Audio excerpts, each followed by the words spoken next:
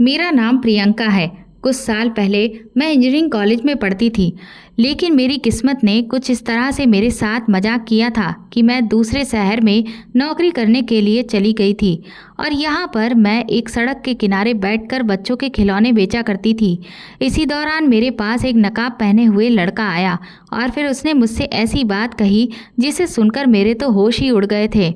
मुझे तो अपने कानों पर यकीन नहीं आ रहा था कि अच्छे घर का लड़का इस तरह की बात कर सकता है।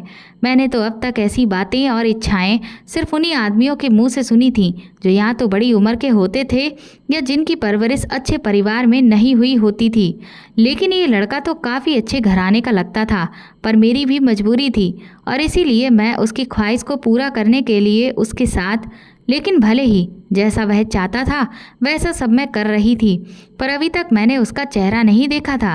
वह हमेशा मेरे सामने अपने चेहरे पर नकाब लगाए रहता था।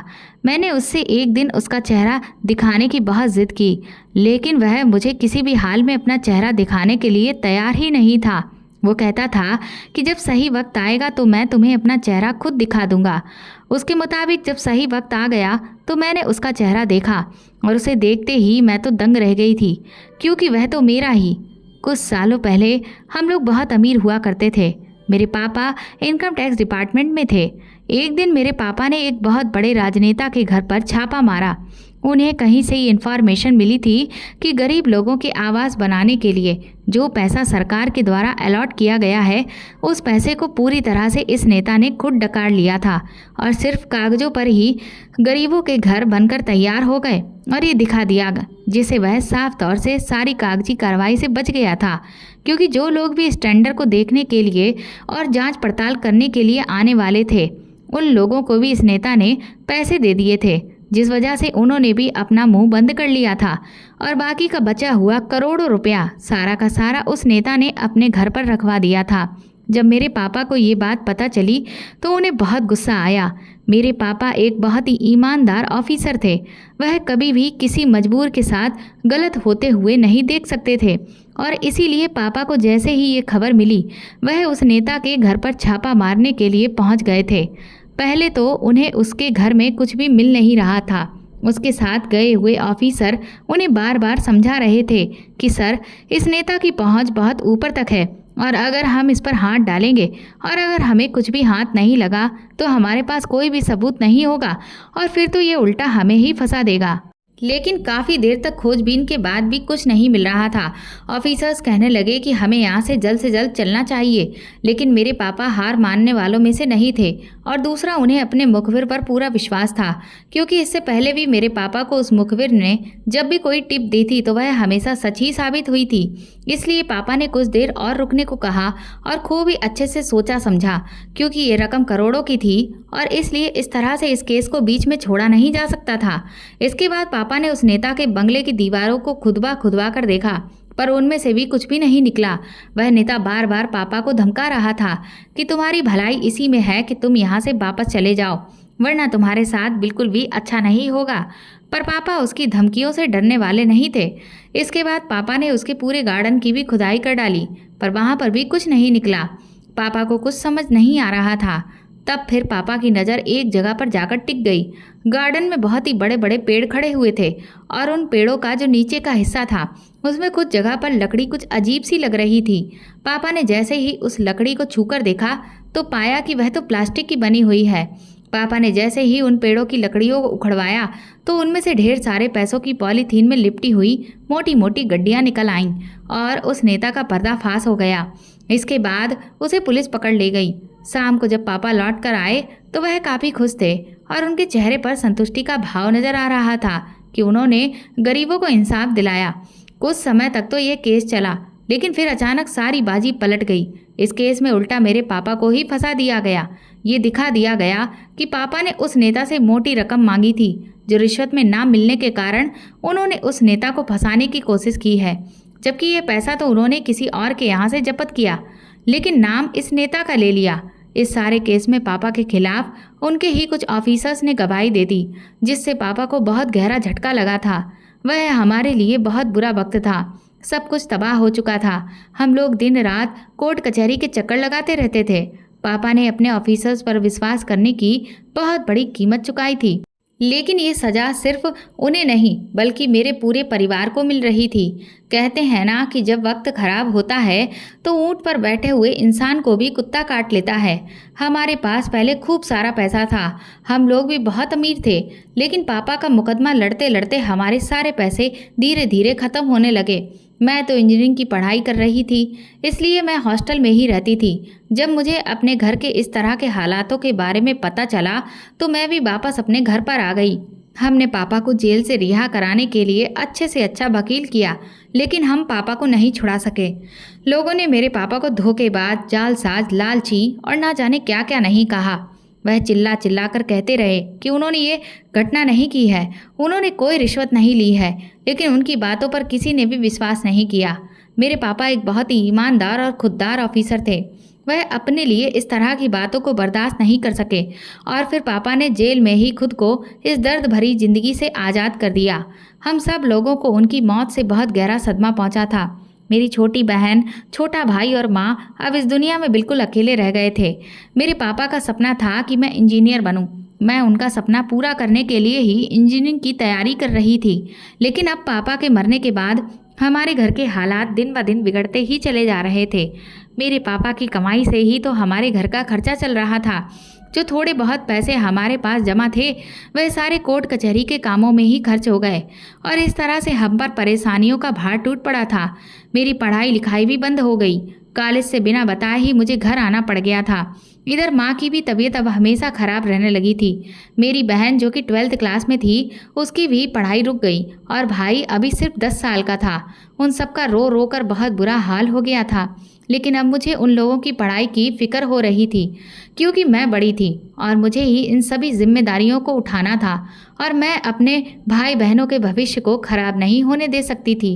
लोगों ने हमारे बारे में बहुत ही गलत गलत बातें करना शुरू कर दिया था, जिस वजह से हमें बहुत ज़्यादा परेशानियों का सामना करना पड़ रहा था। इधर मेरी माँ को मेरी शादी की चिंता भी सताने लगी थी। दरअसल मेरी शादी पिछले साल ही तय हो गई थी।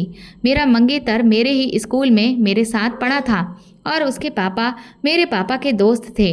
वह लोग भी हमारी तरह अच्छे स्टैंडर्ड के थे, इसलिए जब उनकी तरफ से इस रिश्ते की पहल की गई तो पापा ने भी इनकार नहीं किया। उन लोगों को शादी की बहुत जल्दी थी, लेकिन पापा चाहते थे कि मेरी इंजीनियरिंग की पढ़ाई कंप्लीट हो जाए, उसके बाद ही मेरी शादी हो। इसलिए उनकी बात का मान रखने के लिए पापा ने फ़िलहाल मेरी सगाई कर दी थी और शादी पढ़ाई कंप्लीट होने के बाद होने वाली थी। पर माँ अब ये चाह रही थी कि मेरी शादी जल्द से जल्द हो जाए।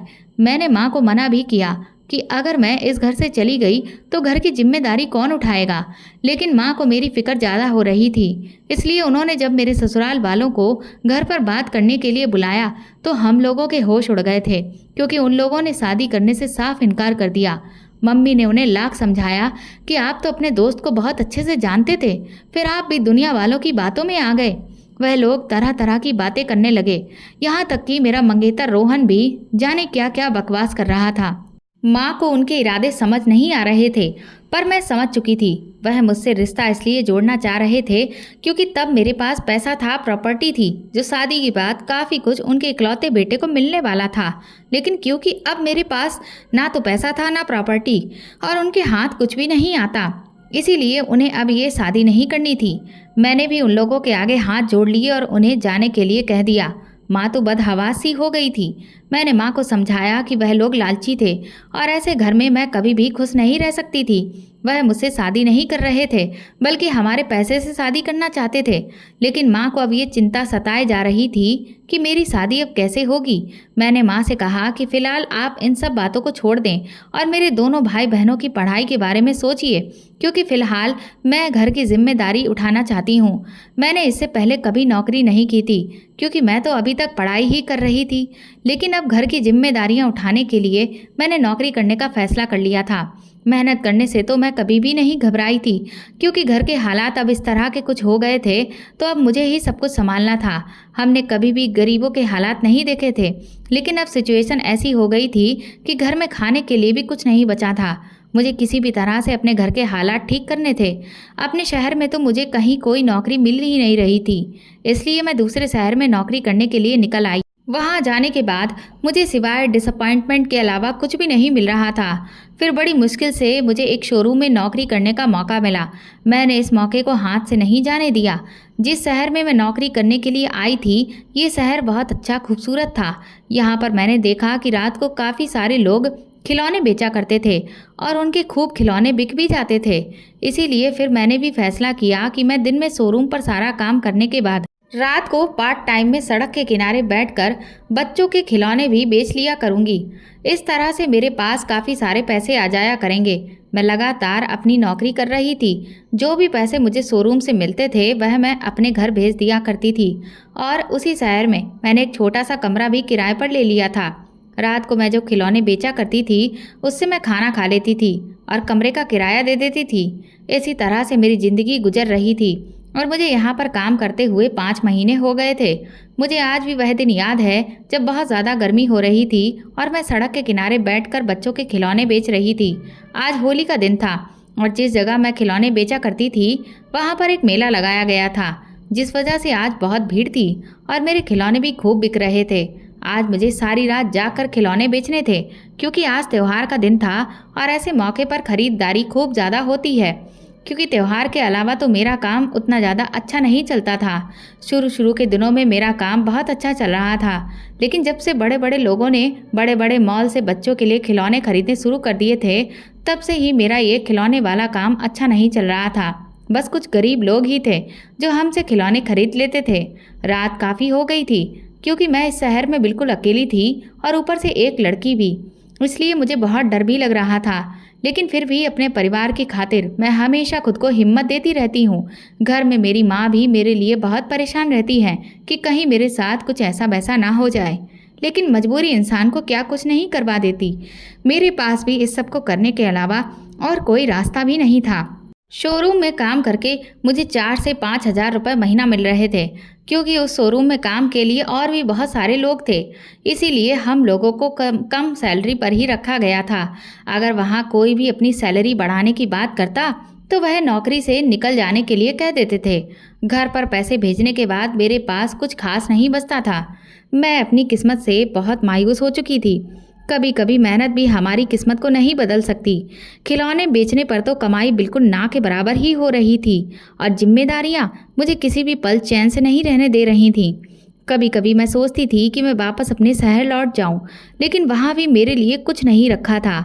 वहाँ मैंने काफ़ी दिन नौकरी की तलाश की थी, लेकिन मैं वहाँ पर जहाँ कहीं भी गई तो मुझे लोगों ने पहचान लिया क्योंकि मेरे पापा को बहुत लोग जानते थे और फिर लोग अक्सर बातों ही बातों में मुझे ताने मारते थे, कभी कभी मजाक बनाते थे और मैं इस सब से तंग आ चुकी थी क्योंकि नौकरी तो कोई नहीं देता था, लेकिन हाँ, लानतें सब देते थे। इस वजह से ही मैंने उस शहर को छोड़ने का फैसला कर लिया था। मैं जैसे तैसे अपने दोनों भाई बहनों को पढ़ा रही थी। मैंने सोचा कि यहीं से मेहनत करके मैं अपने भाई बहनों के फ्यूचर को सिक्योर कर सकती हूँ। आज मेरी शोरूम में छुट्टी थी, इसलिए आज मैं सुबह ही सड़क के किनारे बैठकर खिलौने बेचने का काम कर रही थी कि तभी जब शाम हुई तो उस समय मेरे पास एक नकाब पहने हुए लड़का आया और उसके साथ में एक बच्चा भी मौजूद था। उसने मुस्कुराकर मुझे सारे खिलौने खरीद लिए। एक बार में ही मेरे सारे खिलौने बिक गए थे। अचानक ही मेरी इतनी बिक्री हो गई कि मेरे पास लगभग काफ़ी सारे पैसे आ गए थे। ये देखकर मैं बहुत खुश हो गई। उस लड़के ने उस बच्चे की खुशी की खातिर उसे सारे ही खिलौने दिला दिए, इसीलिए तो उसने सारे खिलौने खरीदे। मैं खुशी से उसे जाते हुए देख रही थी, लेकिन ये देखकर मेरी आंखें फटी की फटी रह गई थीं कि वह लड़का तो एक बहुत बड़ी कार से बैठकर आया था जिसका दरवाज़ा ड्राइवर ने खोला था। ये ज़रूर किसी अमीर बाप का बेटा था। लेकिन मैं ये सोचकर परेशान हो रही थी कि इस लड़के को मुझे ही खिलौने खरीदने की ज़रूरत क्या थी। वह चाहता तो किसी भी बड़ी दुकान से जाकर भी खिलौने खरीद सकता था। जो भी था, मैं तो अपनी कमाई होने पर बहुत खुश हो रही थी क्योंकि आज की छुट्टी का सारा प्रॉफिट मुझे मिल गया था। मेरी छुट्टी बेकार नहीं गई थी, बल्कि मैं इतना प्रॉफिट कमा लिया था कि मेरे 1 हफ्ते के खर्चे के पैसे आ गए थे। लेकिन शायद मुझे खुशियाँ रास नहीं आईं क्योंकि जब मैं थकी हारी अपने घर पहुंची तो उस वक्त मकान मालिक मेरे कमरे पर आई हुई थी। उन्होंने मुझे बताया कि तुम्हारे घर से फ़ोन आया था। दरअसल मेरा मोबाइल ख़राब हो गया था और मैंने घर वालों को मकान मालकिन का ही नंबर दे दिया था। कभी कभी मेरी माँ या बहन मेरा नंबर ना लगने पर मकान मालकिन को फ़ोन कर लिया करती थी। आज घर से फ़ोन आने की बात सुनकर मैं थोड़ा परेशान हो गई और मकान मालकिन से पूछने लगी कि मेरे घर पर सब कुछ ठीक तो है ना। लेकिन उन्होंने मुझे कुछ भी नहीं बताया। वह बिना कुछ कहे मेरे घर का नंबर डायल करके मुझे देने लगी। दूसरी तरफ फ़ोन मेरी बहन ने उठाया। मेरी आवाज़ सुनते ही वह रोने लगी। उसकी रोती हुई आवाज़ सुनकर मैं भी बहुत परेशान हो गई और मेरी जान निकल गई, क्योंकि मैं अपने घर की अकेली ही सहारा थी और पता नहीं मेरे पीछे वहाँ घर में क्या हो रहा था। फिर मेरी बहन ने मुझे एक ऐसी खबर सुनाई जिसे सुनकर मेरा दिल धक से रह गया था। मैं पहले ही बहुत ज़्यादा परेशान थी। बहन की ये बात सुनकर तो मेरी सांसें ही अटक गई थीं। मैंने अपनी बहन को तसल्ली दी, जबकि सच तो ये था कि मैं खुद भी इस खबर को सुनने के बाद बुरी तरह से टूट गई थी। एक के बाद एक परेशानियों का पहाड़ मुझ पर टूटता ही चला जा रहा था।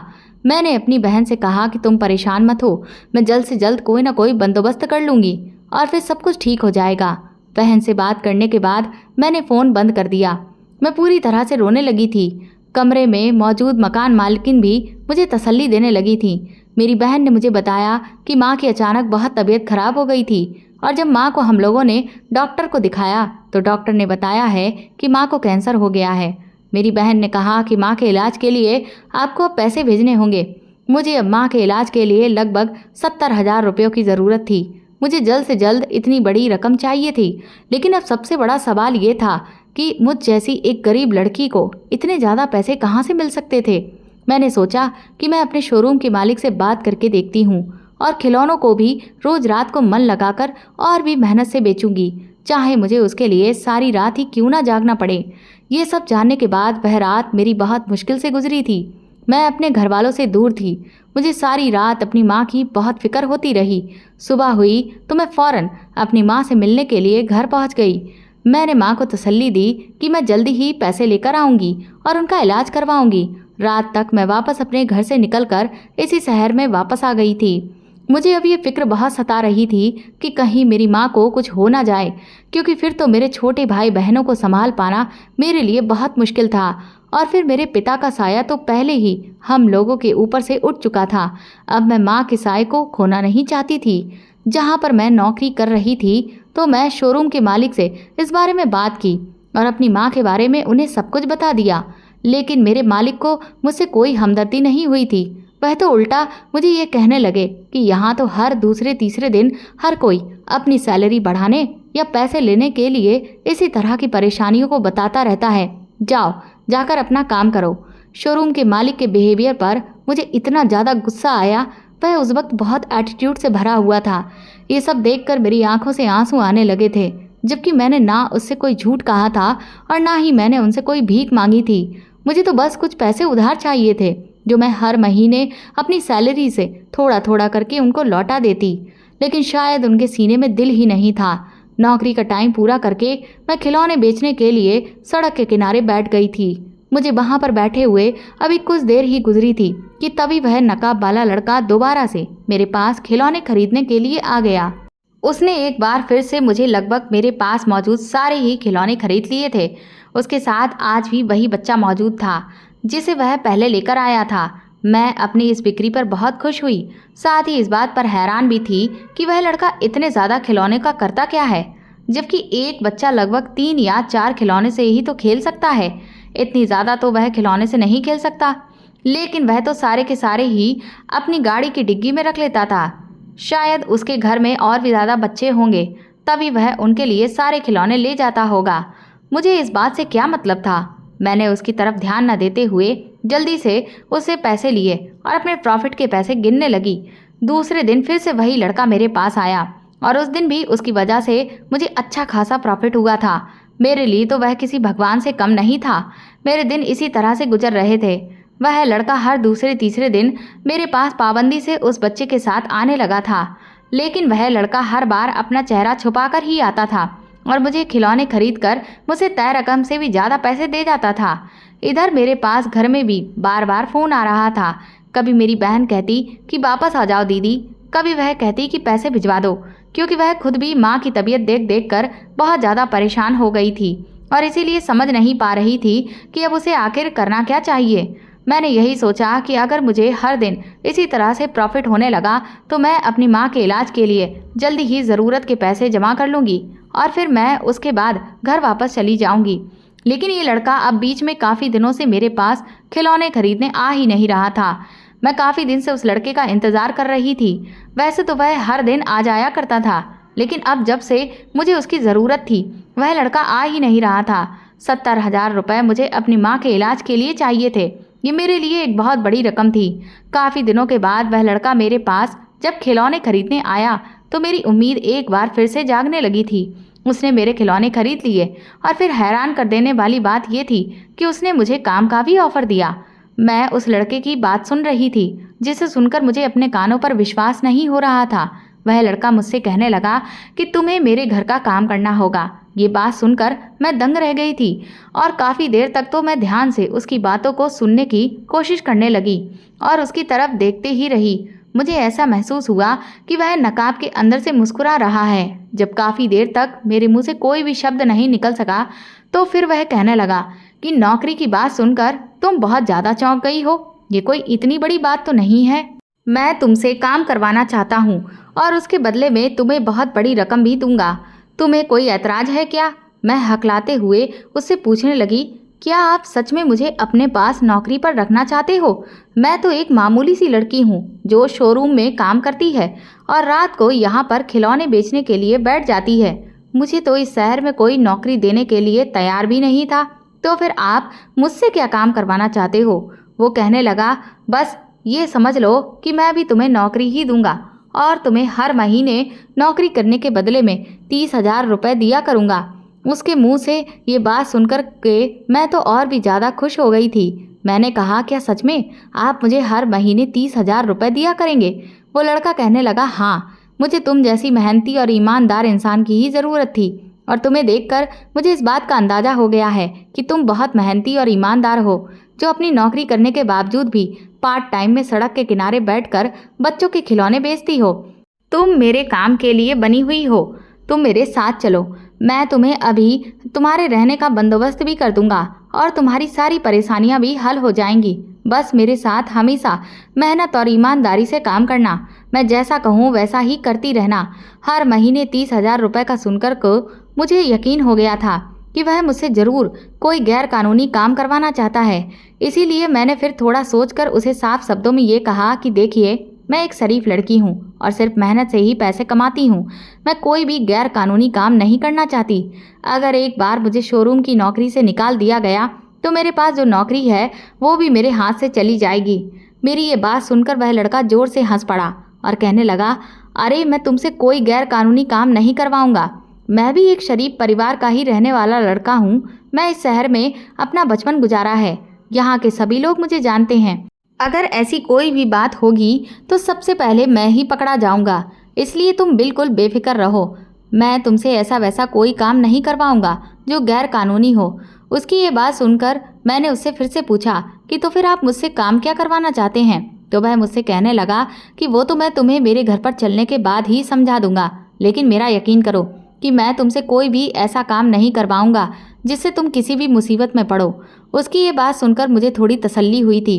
फिर मैंने सोचा कि शायद कोई बहुत ज़्यादा मेहनत वाला काम होगा, वरना 30,000 रुपये महीना तो बड़ी बड़ी कंपनियों में नौकरी करने पर ही मिलता है। मुझ जैसी मामूली लड़की को 10,000 रुपये ही मिल जाए वही बहुत बड़ी बात है। मैं अपनी सोच में डूबी हुई थी कि तभी वह लड़का मुझसे कहने लगा कि तुम सोचने में इतना टाइम क्यों लगा रही हो? बताओ, फिर तुम कब से मेरे पास नौकरी करने के लिए आ रही हो? जब तुम्हें नौकरी करनी ही है तो फिर इसमें सोचने की ज़रूरत ही क्या है? बस वही करना जो मैं तुमसे कहता जाऊं और बस तुम्हें हर महीने 30,000 रुपये दे दिया करूँगा। बाकी तुम्हें और भी ज़्यादा पैसों की ज़रूरत हुई तो वो भी तुम्हें मिल सकते हैं। अगर तुम मेरा काम करने को राजी हो तो अभी मेरे साथ चलो और मेरी गाड़ी में बैठ जाओ। मैं कुछ देर सोचने लगी। एक तरफ अभी भी मुझे थोड़ी सी शंका हो रही थी कि ना जाने ये लड़का मुझे ऐसा क्या काम करवाना चाहता है, लेकिन दूसरी तरफ मेरी माँ, बहन और भाई के चेहरे मेरी आंखों के सामने बार बार आ रहे थे। मेरी बहन ने जब मुझसे मेरी माँ की बीमारी के बारे में बताया था, वो शब्द अभी भी मेरे कानों में गूंज रहे थे। मुझे कुछ भी करके अपनी माँ को बचाना था। अपने पिता को तो मैं खो चुकी थी, लेकिन अपनी माँ को मैं नहीं खो सकती थी। इसीलिए फिर मैंने फ़ौरन ही फैसला कर लिया और मैं अपने खिलौने की टोकरी उठाकर उसकी डिग्गी में रख दी। मेरा मानना था कि किस्मत बार बार दरवाजे पर दस्तक देने नहीं आती है, और इस बार जब खुशकिस्मती दरवाजे पर खुद ही दस्तक दे चुकी थी तो दरवाज़ा ना खोलना बहुत बड़ी बेवकूफ़ी होती। ना ही मैं मेहनत से पीछे हटने वाली इंसान थी और ना ही मैं कामचोर थी। अगर आज मेरी इंजीनियरिंग की पढ़ाई पूरी हो गई होती तो मैं आज बहुत बड़ी इंजीनियर बन गई होती, पर शायद किस्मत को ये सब मंजूर ही नहीं था। मेरी किस्मत में परेशानियों से लड़ना लिखा हुआ था। अगर मैं इस काम को कर लेती तो 2-3 महीने में ही मेरे पास अपनी माँ के इलाज के लिए पैसे हो जाते, फिर तो सारी परेशानी ही खत्म हो जानी थी। मैं उस लड़के की बड़ी सी एयर कंडीशन गाड़ी में बैठकर सोच रही थी कि ये लड़का मुझसे कोई ऐसा वैसा काम ना करवा ले और मैं कहीं फंस ना जाऊं। मेरी कुछ समझ में नहीं आ रहा था। मैं सोचने लगी कि मैं इतने सारे पैसे जब अपने घर भेजूंगी तो मेरे घर वालों की खुशी का तो ठिकाना ही नहीं रहेगा। मैं गाड़ी में बैठी हुई थी और बाहर की तरफ देख रही थी। गाड़ी तेज रफ्तार से चल रही थी। जब गाड़ी रुकी तो हम एक बहुत ही आलीशान बंगले के सामने पहुंच गए थे। ड्राइवर ने ना सिर्फ उस लड़के के लिए दरवाज़ा खोला बल्कि मेरे लिए भी गाड़ी का दरवाज़ा खोल दिया था। ऐसा लग रहा था कि जैसे मैं कोई मालकिन हूँ और ये लड़का मेरा हाथ पकड़कर मुझे घर के अंदर ले गया। मैं ऐसे गई जैसे कि मुझ पर हक जता रहा हो। मैं तो इतने आलीशान बंगले को देख देख कर बहुत हैरान हो गई थी, लेकिन मैंने एक बात काफ़ी दिनों से नोटिस कर रही थी कि ये लड़का जब भी मुझे मिला था इसका चेहरा छुपा हुआ ही होता था। ये अपना चेहरा नहीं दिखाता था। मुझे लगा कि शायद अभी ये अपने घर में यहाँ पर आ गया है तो अपना चेहरा खोल देगा, मगर इसने अपने घर में आने के बावजूद भी मुझे अपनी शक्ल नहीं दिखाई थी। उसने मुझे बैठने के लिए कहा और फिर उसने नौकरानी को आवाज़ लगाई और कहने लगा कि मेम साहब को उनका कमरा दिखा दो, आज से ये हमारे घर में ही रहेंगी। मैं इस लड़के से घबराते हुए कहने लगी कि पहले आप मुझे मेरा काम बता दो कि आखिर मुझे करना क्या है। वो कहने लगा, इतनी भी जल्दी क्या है, पहले सुकून से फ्रेश तो हो जाओ, बैठकर खाना खा लो और फिर उसके बाद हम बाकी की बातें करते रहेंगे, क्योंकि अब तो तुम्हें ज़िंदगी भर मेरे साथ ही काम करना है, तो फिर आखिर जल्दी किस बात की है। उसने एक नौकरानी को भी मेरे साथ कमरे में भेज दिया। नौकरानी ने मुझे बताया कि आज से ये कमरा आपका है, और मैं हैरानी से उस कमरे को देखने लगी थी। अब तक तो मैं एक छोटे से कमरे में किराए पर रह रही थी, लेकिन अब इस बड़े से कमरे में मुझे अपनी ज़िंदगी गुजारनी थी। मुझे अपनी मम्मी की फ़िक्र हो रही थी। मैं अपनी इस बदलती हुई किस्मत पर यकीन नहीं कर पा रही थी। ऐसा लगता था कि जैसे ये सब कुछ कोई सपना है और आँख खुलने पर यह सपना टूट जाएगा। मैं फ्रेश हो गई, लेकिन उस लड़के ने मुझे अभी तक कोई काम नहीं बताया था, बल्कि मुझे कहा था कि एक दिन आराम करो, मैं तुम्हारे लिए कपड़े तैयार करवाता हूँ, तुम खुद पर ध्यान दो और सच सवर कर रहो और थोड़ा सा धैर्य रखो, मैं तुम्हें तुम्हारा काम समझा दूंगा। मैं हाथ मुंह धोकर फ्रेश होकर तैयार हो गई थी। आज बहुत दिनों बाद मैंने ढंग के कपड़े पहने हुए थे। इससे पहले तो इस तरह से तैयार मैं तब होती थी जब मेरे पापा जिंदा थे और सब कुछ ठीक था। खुद को पहले जैसी हालत में देखकर मुझे खुशी हो रही थी। तभी नौकरानी कमरे में आई और कहने लगी, मैडम साहब ने आपके लिए खाना लगवा दिया है, चलकर पहले आप खाना खा लीजिए। मैं नीचे जाकर खाना खाने के लिए डाइनिंग टेबल पर बैठ गई थी। मैंने देखा कि अभी भी उस लड़के ने अपने चेहरे से नकाब नहीं हटाया था। वह अपने घर में भी नकाब में ही मौजूद था। वह मेरे सामने ही बैठा हुआ था। मैंने उससे पूछा कि क्या तुम अपना चेहरा नहीं खोलते हो। उसने कहा कि वक्त आने पर मैं तुम्हें अपना चेहरा भी दिखा दूंगा। धीरे धीरे तुम्हें तुम्हारे सारे सवालों के जवाब मिल जाएंगे। लेकिन तुम्हें याद है ना कि मैं यहाँ तुम्हें अपने किस काम के लिए लाया हूँ। तुम्हें मेरा काम करना होगा। अगर तुम उस काम में कामयाब रही तो मैं तुम्हारे सारे सवालों का जवाब भी दूंगा। मैंने कहा, पर आपने मुझे अभी तक कोई काम ही नहीं बताया। वो लड़का कहने लगा, कल को मैं आराम से तुम्हें तुम्हारा काम समझा दूंगा। ये कहकर वह अपने कमरे की तरफ चला गया। खाना खाने के बाद मैं अपने कमरे में आ गई। रात हो गई थी, फिर मैं सो गई। अगले दिन उस लड़के ने मुझे नौकरानी से बुलवाने के लिए भेजा। उसने मुझे कहा कि तुम अच्छी तरह से तैयार हो जाओ, उसके बाद तुम्हें मेरे साथ एक पार्टी में जाना है। ये बात सुनकर मैं हैरान रह गई थी। भला मैं यहाँ पर काम करने के लिए आई थी, लेकिन ये लड़का तो मुझे पार्टी में जाने के लिए कह रहा था। मैं थोड़ी देर बाद तैयार होकर आ गई। उसने अभी भी नकाब ही पहना हुआ था। उसने मुझे गाड़ी में बैठने के लिए कहा। मैंने देखा कि हम किसी शादी में गए हुए थे। वहाँ पर सामने ही दूल्हा दुल्हन बैठे हुए थे। इस लड़के ने भी बहुत अच्छे कपड़े पहने हुए थे।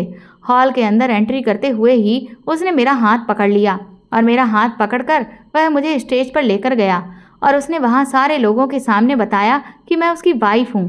ये बात सुनकर तो मुझे बड़ी हैरानी हुई थी और साथ साथ बहुत गुस्सा भी आ रहा था कि ये लड़का ना जाने मुझसे क्या काम करवाना चाह रहा है। लगभग वहाँ मौजूद सारे लोगों ने उसे मुबारकबाद दी और सभी लोग मेरे करीब आकर मुझे भी कॉन्ग्रेचुलेशन बोल रहे थे और सभी लोग तारीफ कर रहे थे कि तुम्हारी वाइफ तो बहुत ही ज़्यादा सुंदर है। वहाँ शादी में आए हुए मेहमान उस लड़के को करण कहकर पुकार रहे थे। सबने कहा कि करण, तुम्हारी वाइफ तो किसी हीरोइन के जैसी है। लगभग 2 घंटे तक हम लोग वहाँ रुके और उसके बाद हम घर आ गए थे। घर आने के बाद मैंने उससे सवाल किया कि तुमने लोगों से झूठ क्यों कहा कि मैं तुम्हारी वाइफ हूँ। उसने मुझसे कहा कि ये समझ लो कि यही तुम्हारा काम है और तुम्हें इसी काम के मैं पैसे दे रहा हूँ। मैंने कहा, लेकिन झूठ बोलना तो गलत बात है, झूठ बोलना बहुत बड़ा पाप है। तो वो कहने लगा, झूठ तुमने नहीं बोला, झूठ मैंने बोला है और इस पाप की सज़ा मुझे ही मिलेगी, तुम्हें नहीं मिलेगी, क्योंकि तुमने तो अपने मुंह से एक शब्द भी नहीं निकाला था। तुम्हें परेशान होने की कोई ज़रूरत नहीं है। अगर तुम्हें कोई भी कहे कि मैं तुम्हारा कौन हूँ तो तुम्हें यही बताना है कि मैं तुम्हारा हस्बैंड हूँ। ये बात सुनकर के मैं तो दंग रह गई थी। भला ये लड़का मुझसे झूठ क्यों बुलवा रहा था। मैं सारा दिन घर में फ्री रहती थी। अब मेरा टारगेट ये था कि मुझे इस लड़के का चेहरा देखना था। ये लड़का मुझे अपना चेहरा दिखाने के लिए तैयार ही नहीं था। अपने ही घर में ये लड़का अपने चेहरे को छुपाकर घूमता रहता था। मैं एक दिन उसके कमरे में जाकर उसका चेहरा देखने की कोशिश कर रही थी, लेकिन मैं कामयाब नहीं हो पाई। उसका चेहरा नहीं देख सकी। मुझे यहाँ पर नौकरी करते हुए 1 महीना गुजर गया था। वादे के मुताबिक उस लड़के ने मुझे 30,000 रुपये दे दिए थे। मैंने वह पैसे भेजकर अपनी माँ का इलाज करवाना शुरू कर दिया था। उस लड़के के इतने बड़े बंगले में उसके अलावा और कोई रहता भी तो नहीं था, पर फिर भी वह चेहरा छुपा करके रखता था। मेरी ज़िंदगी यहाँ पर अच्छी गुजर रही थी। तभी एक दिन मैंने देखा कि घर में एक बूढ़ा आदमी व्हील चेयर पर बैठा हुआ है और वह लड़का उसको लेकर आ रहा था। मैं हैरान थी कि वह बूढ़ा आदमी कौन है। मुझे करण ने बुलाया और उस बूढ़े आदमी के सामने वो कहने लगा, दादाजी, ये मेरी पत्नी है। ये सुनकर वह बूढ़ा आदमी बहुत खुश हुआ और उसने मुझे आशीर्वाद दिया और कहने लगा कि तुम दोनों हमेशा खुश रहो। नौकरानी से कहकर उसने उस बूढ़े आदमी को कमरे में भिजवा दिया। करण ने मुझे बताया कि तुम हैरान हो रही होगी इनको देखकर, लेकिन अब समझ लो कि यही तुम्हारा काम है। तुम्हें इनको यही यकीन दिलाना है कि तुम मेरी पत्नी हो।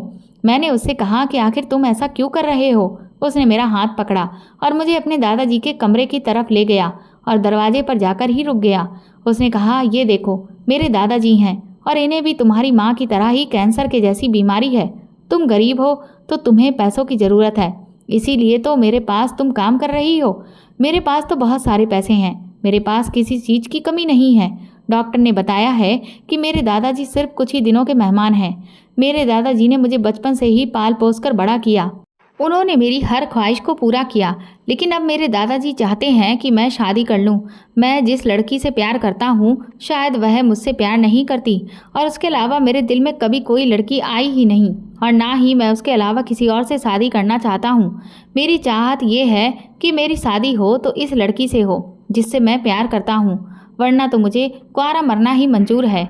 मैं अपने दादाजी के बचे हुए दिनों को हसीन बनाना चाहता हूँ, इसलिए तुमसे कह रहा हूँ कि तुम मेरी पत्नी बनने का नाटक करो ताकि मेरे दादाजी सुकून से मर सकें, उनकी चाहत भी पूरी हो जाए। मेरे माँ बाप तो बचपन में ही मुझे छोड़कर चले गए थे। तब से दादाजी ने ही मुझे माँ और बाप दोनों का ही प्यार दिया है। मुझे अपने दादाजी की इस बीमारी के बारे में बहुत समय के बाद पता चला, लेकिन जब मुझे पता चला तो काफ़ी देर हो चुकी थी, इसलिए अब उनका इलाज मुमकिन नहीं है। उनका भी यही इलाज है कि उनके दिन जो ये ज़िंदगी जीने के लिए बचे हुए हैं उन्हें यादगार और हसीन बना दिया जाए। तुम इसमें मेरी मदद कर सकती हो। मेरे दादाजी तुम्हें देखकर इसीलिए ज़्यादा खुश हुए क्योंकि उन्हें यही लगा कि तुम मेरी पत्नी हो और मेरी पसंद बहुत अच्छी है। बस मैं तुम्हें इसी काम के पैसे देता हूँ, ये कोई गलत और गैर कानूनी काम नहीं है। करण की ये बात सुनकर मेरी आंखों में आंसू आ गए थे। मैंने उसे कहा कि तुम्हें इस काम के लिए इतना बड़ा झूठ बोलने की कोई ज़रूरत नहीं थी। अगर तुम मुझे पहले बता देते तो मैं ये काम फ्री में भी करने के लिए तैयार हो जाती, क्योंकि जिस परेशानी से मैं गुजर रही हूँ तुम भी इस परेशानी से गुजर रहे हो। हम दोनों का दुख बराबर का है। करण ने मुझे ये भी बताया कि उसकी एक बुआ है जो उसके दादाजी की इकलौती बेटी हैं। हम उस दिन जिस शादी में गए थे वह उनकी बुआ जी के बेटे की ही शादी थी। वहाँ पर वह अपनी बुआ को यकीन दिलाने के लिए गया था कि उसने सच में शादी कर ली है और मैं करण की पत्नी हूँ, क्योंकि दादाजी को यकीन दिलाने के लिए ये बहुत ज़रूरी था कि साथ में बुआ को भी यकीन दिलाया जाए कि करण शादी कर चुका है और इसीलिए उनके बेटे की शादी में अपनी पत्नी को लेकर आया है। करण कहने लगा कि मेरा इस दुनिया में बुआ और दादाजी के अलावा कोई नहीं है और इन दोनों को ये यकीन दिलाना मेरे लिए बहुत ज़रूरी था। अगर गलती से भी बुआ को ये बात पता चल गई कि मैंने दादाजी से झूठ बोला है तो वह उनको बता देती और इस वजह से मेरे दादाजी को बहुत दुख पहुंचता। इसलिए मुझे बुआ और दादाजी दोनों को ही तुम्हारे बारे में बताना ज़रूरी था। मैंने करण से कहा कि मैं तुम्हारा साथ देने के लिए तैयार हूँ। फिर मैंने उसको ये भी समझाया कि तुम भला कब तक उस लड़की के इंतज़ार में कुंवारे बैठे रहोगे। करण ने कहा कि जब तक उसे मेरे प्यार का एहसास नहीं हो जाता शायद तब तक मैं उसका इंतज़ार करता रहूँगा। मैं उस लड़की के बारे में उससे पूछने लगी कि वह कहाँ है, कैसी है। करण ने कहा कि वो लड़की बिल्कुल ठीक है, बस थोड़ी परेशानियों में उलझी हुई है। जब तक वह अपनी परेशानियों से बाहर नहीं निकलती तब तक उसे मैं और मेरी मोहब्बत कभी दिखाई नहीं देगी। मैं और करण ने उसके दादाजी के सामने झूठी मूठी एक्टिंग करना शुरू कर दिया था, जिससे उसके दादाजी को यही लगता था कि करण और मैंने सच में ही शादी की हुई है। इधर मैं अपने घर पर भी पैसे भेज रही थी, लेकिन मैं अभी भी करण का चेहरा देखने के लिए बेताब हो रही थी। वह मेरे सामने ही क्या, किसी के सामने भी अपना चेहरा नहीं खोलता था। करण एक बहुत ही अमीर लड़का था और उसके पास इतनी सारी दौलत थी कि अगर वह चाहता तो अपनी ज़िंदगी को अपने हिसाब से भी जी सकता था। लेकिन उसकी ज़िंदगी बड़ी ही सादी और सिंपल सी थी। उसके साथ जो बच्चा मुझसे खिलौने लेने के लिए आया करता था वो भी उसके ही घर की नौकरानी का बेटा था।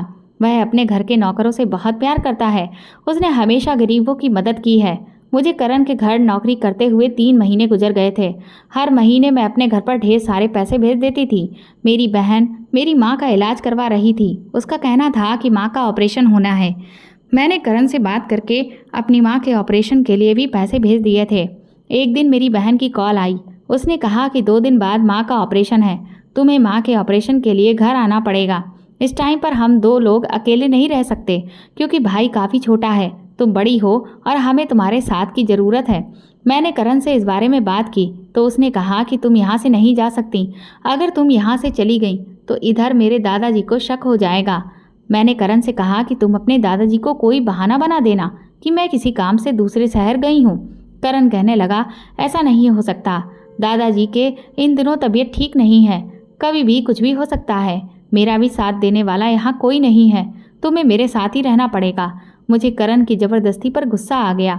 मैंने उसे कहा कि भला तुम मुझ पर इतनी ज़ोर ज़बरदस्ती नहीं कर सकते, क्योंकि बदले में मैं तुम्हारा काम करती हूँ, तब जाकर ही तुम मुझे पैसे देते हो। मेरी माँ का ऑपरेशन होना है और मेरी बहन अभी इतनी समझदार नहीं है कि वो अकेले सारी जिम्मेदारी को उठा पाए।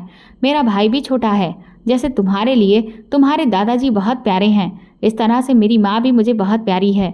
करण ने मुझे बहुत रोकने की कोशिश की पर मैं नहीं रुकी। करण पहले ही मुझे माँ के इलाज के लिए पैसे दे चुका था। मैंने उससे कहा कि अब ये बात तुम यहाँ पर खुद संभालो, मुझे तो अपने घर जाना है, सिर्फ 2 दिन की ही तो बात है, तुम मुझे जाने क्यों नहीं दे रहे। करण मेरे सामने रोने लगा। उसने कहा, प्लीज़ तुम रुक जाओ, मत जाओ यहाँ से। अपनी बहन से कहो कि वह तुम्हारी माँ की देखभाल कर ले। तुम्हें जितने पैसों की ज़रूरत है मैं तुम्हारे घर भेजने के लिए तैयार हूँ, लेकिन तुम बस मुझे छोड़कर मत जाओ। मुझे मेरी माँ की बहुत याद आ रही थी। मैंने करण को बहुत समझाया और जब वह नहीं समझा तो मैं उसे छोड़कर अपनी माँ का ऑपरेशन करवाने के लिए चली गई। इधर मेरी माँ का ऑपरेशन सक्सेसफुल रहा। करण के पैसों से मेरी बहुत मदद हुई थी। जब 2 दिन गुजर गए तो मुझे लगा कि अब मुझे करण के घर चले जाना चाहिए। मैं जब उसके घर गई तो ये देखकर हैरान रह गई कि उसके घर पर तो बहुत सारी भीड़ जमा थी। वहाँ बहुत सारे लोग थे जो रो रहे थे। चारों तरफ कोहराम मचा हुआ था। मैं जैसे ही घर के अंदर गई, ये देखकर मैं हैरान रह गई कि करण के दादाजी की तो मौत हो गई थी और दादाजी के पास ही सफ़ेद कपड़े पहने हुए एक बहुत ही हैंडसम लड़का बैठा हुआ था जो बुरी तरह से रो रहा था और वह बार बार अपने दादाजी को पुकार रहा था। उसकी आवाज़ मुझे कुछ पहचान में आई और फिर जब मैंने उसका चेहरा अच्छे से देखा तो मेरे होश उड़ गए, क्योंकि वह लड़का कोई और नहीं बल्कि वह तो मेरे स्कूल में मेरी क्लास में ही था। ये बात उस समय की है जब मैं 12th क्लास में थी। उस वक्त एक दिन जब मैं किसी काम से मार्केट गई हुई थी तो वहाँ पर एक सुनसान जगह पर मुझे कुछ लड़कों ने परेशान करना शुरू कर दिया था। उस वक्त करण ने ही मुझे उन लड़कों से बचाया था। वह मेरी क्लास में पहले से ही पढ़ रहा था, लेकिन मैंने उसे कभी भी नोटिस नहीं किया था। लेकिन जब उसने मुझे उस दिन बचाया, तब मैंने उस पर ध्यान देना शुरू किया और उस दिन के बाद से मेरी उससे दोस्ती हो गई थी। इसके बाद मैंने इंजीनियरिंग कॉलेज में एडमिशन लिया और वहीं पर करण ने भी एडमिशन लिया था। धीरे धीरे मेरी करण से दोस्ती बढ़ने लगी थी। कॉलेज का फर्स्ट ईयर था और इसीलिए हमारे जो सीनियर्स थे वह हमारी रैगिंग करने की कोशिश कर रहे थे। मुझे इस सब से बहुत डर लगता था, लेकिन जब एक दिन बात हद से ज़्यादा आगे बढ़ गई, तब उस दिन मेरे लिए स्टैंड करण ने ही लिया था। ये देखकर मेरे दिल में करण के लिए प्यार जाग उठा था। मैंने अपने दिल की बात रोहन को बताई थी, क्योंकि रोहन शुरू से ही मेरे साथ पढ़ा था और मेरा फ्रेंड भी था।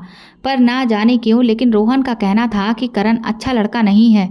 पहले तो मैंने उसकी बात पर विश्वास नहीं किया, लेकिन फिर एक दिन रोहन मेरे सामने उन सीनियर्स को लेकर आया जो मुझे परेशान करते थे। उन्होंने मुझे बताया कि करण ने ही उन्हें पैसे दिए थे और कहा था कि वह मुझे परेशान करें, ताकि मेरे सामने वह मुझे उन लोगों से बचाए और वह मेरी नज़र में हीरो बन जाए। रोहन कहने लगा कि इससे पहले भी एक बार जब तुमने मुझे बताया था कि कुछ लड़कों ने तुम्हें परेशान किया था, वो भी करण ने जानबूझकर ही किया था ताकि वह तुम्हारे नज़दीक आ सके। करण की नज़र तुम्हारी दौलत पर है। वह अच्छे से जानता है कि तुम्हारे पापा एक बहुत बड़े ऑफिसर हैं और तुमसे शादी करने के बाद उसे बहुत फ़ायदा होगा। उस वक्त तक मैं ये नहीं जानती थी कि करण मुझसे भी ज़्यादा पैसे वाला है, क्योंकि अभी अभी सिर्फ हमारी दोस्ती ही थी। मेरे दिल में उसके लिए प्यार पनप रहा शुरू ही हुआ था, पर मैं उसका इजहार कभी करण से कर ही नहीं पाई थी। मैंने इस बारे में सिर्फ रोहन को ही बताया था, लेकिन करण की पूरी सच्चाई जानने के बाद मैंने उसे अपनी ज़िंदगी से निकाल दिया था और उसे इग्नोर करना शुरू कर दिया था। लेकिन जब रोहन ने मुझसे रिश्ता तोड़ा था, तो उसने बाद में मेरे सामने ये सच्चाई भी उगल दी थी कि उसने करण को लेकर मेरे सामने जो भी कहा था वह सब कुछ झूठ था, क्योंकि असल में मेरे पापा के पैसों पर नज़र तो उसकी थी और इसीलिए वह मुझसे शादी करना चाहता था। लेकिन तब तक तो बहुत देर हो चुकी थी, क्योंकि फिर तो मेरी ज़िंदगी में ऐसा तूफान आया जो सब कुछ अपने साथ बर्बाद करके ले गया। मुझे ये देखकर बहुत अफसोस हो रहा था कि उस वक्त भी मैंने करण की कोई बात नहीं सुनी थी और आज भी मैंने वही किया था। करण दादाजी का अंतिम संस्कार करके घर आ चुका था। मैं जब उससे मिलने के लिए गई उसके कमरे में, तो वह बहुत उदास था। मुझे देखते ही उसने अपने चेहरे को छुपाना शुरू कर दिया। मैंने उससे कहा, करण, मैंने तुम्हें पहचान लिया है। तुम्हें अब अपना चेहरा छुपाने की कोई ज़रूरत नहीं है। प्लीज़ मुझे माफ़ कर दो। मैंने तुम्हारे साथ बहुत गलत किया। मैंने तब भी तुम्हारे साथ बहुत गलत किया था और अब भी। शायद इसीलिए भगवान ने मेरी ज़िंदगी में इतनी ज़्यादा परेशानियां लिख दी, और जब मैंने अपनी परेशानियों का हल तलाश करने के लिए घर से बाहर निकली, तो कोई भी मेरी मदद करने के लिए तैयार नहीं था। ये सब कुछ शायद मुझे ये एहसास दिलाने के लिए हुआ कि जब कोई आप पर विश्वास ना करे तो कैसा लगता है। मेरे पिता पर भी कभी किसी ने भरोसा नहीं किया था। मैंने भी चीख चीख कर अपने पिता की बेगुनाही सबको बताई थी, पर किसी ने मेरी बात नहीं मानी। इसी तरह से तुमने भी मुझे अपनी सच्चाई कही थी, पर मैंने तुम पर भी विश्वास नहीं किया। करण मुझसे कहने लगा कि तुम्हारी ड्यूटी अब ख़त्म हो गई है। मेरे दादाजी इस दुनिया से चले गए हैं। मैं सिर्फ उनको दिखाने के लिए ही ये सारा ड्रामा कर रहा था। तुम्हारे जाने के बाद उनकी बहुत ज़्यादा तबीयत खराब हो गई। उनको हॉस्पिटल लेकर गया तो डॉक्टर ने कहा कि अब इनका थोड़ा ही टाइम रह गया है। फिर मैं उन्हें घर ले आया। घर लाने के बाद सुबह ही उन्होंने अपनी आखिरी सांस ली है और मुझे इस दुनिया में छोड़कर वह अकेले चले गए। तुम बताओ, तुम्हारी माँ की तबीयत कैसी है? मैंने उससे कहा, मेरी माँ बिल्कुल ठीक है। तुम्हारी मदद से मेरी माँ ठीक हो गई, लेकिन शायद मेरी मदद से तुम्हारे दादाजी नहीं बच सके। वो कहने लगा, कभी कभी इंसान सब कुछ होते हुए भी अकेला रह जाता है, और कभी कभी इंसान जिसके पास कुछ नहीं होता फिर भी वह अच्छी ज़िंदगी गुजार रहा होता है। देखो, मेरे पास सब है, लेकिन मेरी ज़िंदगी में प्यार नहीं। करण कहने लगा, मैं तुमसे अपना चेहरा सिर्फ इसीलिए छुपाया क्योंकि अगर तुम मुझे पहचान लेती तो मुझे ये मदद कभी भी नहीं लेती। मैं तुम्हारी हर हाल में मदद करना चाहता था। क्या तुम ये जानना नहीं चाहती हो कि मैं जिस लड़की से प्यार करता हूँ वो लड़की कौन है? वो लड़की तुम ही हो। मैं तुमसे बहुत प्यार करता था, लेकिन रोहन ने मुझे तुमसे दूर करने के लिए हर साजिश रची। उसने कॉलेज के उन सीनियर्स को पैसे देकर मेरे खिलाफ गलत बातें तुम्हारे सामने कहलवाईं, और जब तुमने मुझे छोड़ दिया उसके बाद भी रोहन को चैन नहीं पड़ा। उसने मुझे अपने किराए के गुंडों से बहुत पिटवाया था, इतना कि मैं हॉस्पिटल पहुंच गया था। उन लोगों ने मेरे चेहरे पर भी कुछ वार किए थे, जिससे मेरा चेहरा खराब हो गया था। इसलिए मैं अपने अपनों के सामने भी नकाब लगाए रहता था। मेरी हालत जब मेरे दादाजी ने देखी तो उन्होंने उन गुंडों को तो अरेस्ट करवा दिया था, लेकिन मैंने क्योंकि रोहन का नाम कभी नहीं लिया, इसलिए इसके पीछे जो असली मुजरिम था उसके बारे में दादाजी को कभी पता नहीं चला। जैसे तैसे मैंने अपनी पढ़ाई कंप्लीट की, लेकिन मैं बहुत ज़्यादा डिप्रेशन में रहने लगा था। इस वजह से दादाजी ने मुझे अपना फैमिली बिजनेस संभालने के लिए कहा ताकि मैं उनके साथ रह सकूं। मैं हर दिन बहुत उदास रहता था, लेकिन फिर एक दिन मैंने तुम्हें उस रास्ते पर खिलौने बेचते हुए देखा, जिसे देखकर मेरी नई उम्मीद जाग गई थी। फिर मैं जब तुम्हारे बारे में सब कुछ पता किया तो मैंने ये ठान लिया कि अब मैं तुम्हारी मदद करूंगा। और फिर दूसरी तरफ मुझे अपने दादाजी को भी ये बताना था कि मैं शादी कर चुका हूँ, क्योंकि मुझे उनकी ख्वाहिश भी पूरी करनी थी। इसलिए मैं तुम्हारे पास गया और तुम्हें नौकरी का ऑफ़र दिया। तुम भी मजबूर थी, तुम्हें नौकरी की बहुत ज़रूरत थी, तो ऐसे हालात में तुम क्या, कोई भी इस बात को एक्सेप्ट कर लेगा। मुझे अच्छे से पता था कि तुम अब शायद ही है जो कभी मेरी ज़िंदगी में लौट कर आओ, लेकिन कम से कम एक्टिंग तो कर ही सकती थी ना। इसलिए मैंने अपने चेहरे को तुमसे छुपा लिया, तुम्हें अपने इस प्लान का हिस्सा बनाया। इस तरह से तुम्हारी मदद भी हो गई और मुझे तुम्हारा साथ भी हासिल हो गया था। अब तुम चाहो तो जा सकती हो, क्योंकि तुम्हारा काम ख़त्म हो चुका है और मेरा भी। करण की इस बात ने मुझे पूरी तरह से हिलाकर रख दिया था। सच में करण बहुत अच्छा लड़का है, लेकिन हैरत मुझे इस बात पर हो रही थी कि वह मुझसे इतना प्यार करता है। मैंने उससे तुरंत ही माफ़ी मांगी और कहा कि मैंने रोहन पर विश्वास करके बहुत बड़ी गलती की थी। मैंने तुरंत ही करण को शादी के लिए प्रपोज़ किया तो वह फ़ौरन ही मान गया। मैं फिर इस बारे में अपनी माँ और भाई बहन को बताया। मेरी माँ तो वैसे ही मेरी शादी के लिए बहुत परेशान थी, और जब उन्होंने देखा कि मेरे लिए इतने अच्छे लड़के का रिश्ता खुद ब खुद घर चलकर आया है तो उन्होंने तुरंत ही हाँ कह दी। अब मेरी माँ और भाई बहन हम तीनों ही करण के घर पर रहते हैं। मैंने करण के बिज़नेस को ज्वाइन कर लिया है। मेरे भाई बहन अब बहुत अच्छी शिक्षा हासिल कर रहे हैं। मैं और करण अपनी ज़िंदगी में बहुत खुश हैं और मेरी ज़िंदगी अब पूरी तरह से बदल चुकी है। तो दोस्तों, अगर आपको ये कहानी पसंद आई है तो कमेंट करके ज़रूर बताएं, और प्लीज़ इस कहानी को ज़्यादा से ज़्यादा शेयर और लाइक करके मेरे चैनल को सपोर्ट करें।